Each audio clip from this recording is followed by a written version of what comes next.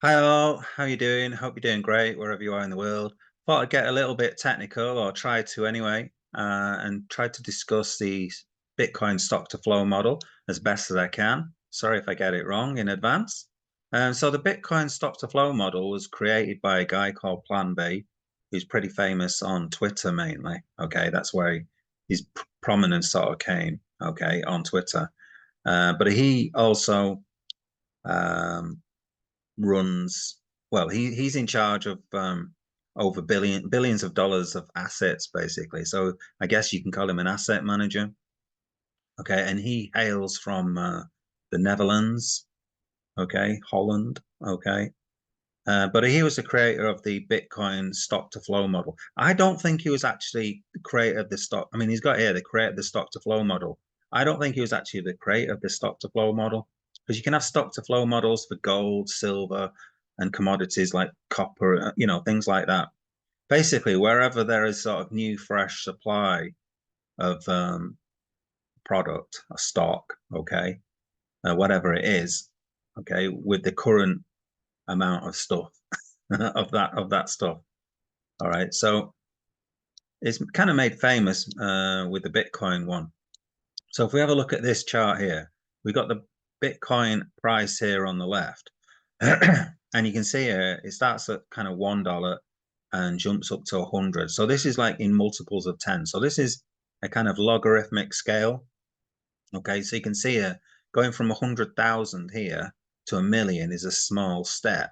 So you're going up 900,000. Whereas here, going from $1 to $100, it's actually a bigger step, but it's not as big in terms of US dollars, okay, amount of work.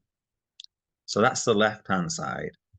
Um, on the right here, we've got this sort of color chart. And what this stands for here is the zero is this is how far away we are until the next halving. Okay, so in other words, we have reached the halving when it's dark blue or black, I guess. I think it's a dark blue, I'm not sure. And when we're starting a new cycle, a Bitcoin cycle, so every 4 years, roughly speaking, there's a new cycle. So here, um, at, at this point here, we're starting a new cycle. So we can see here, we start off so with orange. Okay, so we start a new cycle, and then we finish the cycle. Okay, so between these two dotted lines is each cycle. So we started off here. So that's our first one. Okay, second, third. Okay. So we're coming up to the end of a new cycle. Okay, so obviously when something ends, something begins. When something begins, something has ended. Okay. So roughly speaking, um, about May, start of May, we're going to start a new cycle. And this other line here is the stock to flow. Okay. Stock to flow, sort of 365-day average. Okay. So if you put your little line cursor on it here, it'll give you the price of roughly what it should be. So if we put it on now here, so hold on a minute. I can't move it right.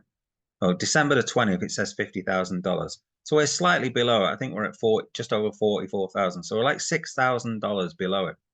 So when we're below this line, we're kind of below the price. So this worm here, if we're below this line here, we're kind of below the price, the expected price. And you can see here another line here. So here we're slightly below this line here. Okay, so you can see here when people started talking about Bitcoin, oh, it's all wrong, it's gone. Okay, when we're further away from this line, it means that the model is kind of breaking down as such. Well, not necessarily breaking down, we're just further away from where we should be, okay, or we're expected to be, not necessarily should be. So here we're well above it, here we're well above it, okay. Here we're well below it, here we're well below it, and now we're sort of spot on, really. We're on target again, okay. So that's the model variance. Okay. So that is the Bitcoin stock to flow model. If I've got anything wrong, let me know in the comments. If you've got anything to add, then let me know. Because it's all about learning. But you can see here, if we look at the 2028 date, Okay, we're expected to get to $467,000, which is like 6 times. What is that? 6, 4? No, it's not. It's 9 times. And 9, 4, 9. It's about 9, 10 times. Yeah, 46,000. Yeah, so it's like 10 times where we are from at this point now. Okay, so if you just hold Bitcoin for the next 4 years, then you should basically 10 times your money. Okay, so why people get into all these madcap schemes, and this is one of the reasons why I'm kind of showing you this model, is that things are coming up. Okay, the Bitcoin halving's coming up. So rather than getting in these silly projects which you don't know anything about, this isn't controlled by someone who's going to rug you. Okay, whereas you get into some madcap project like ITP or Get GXL, things like that.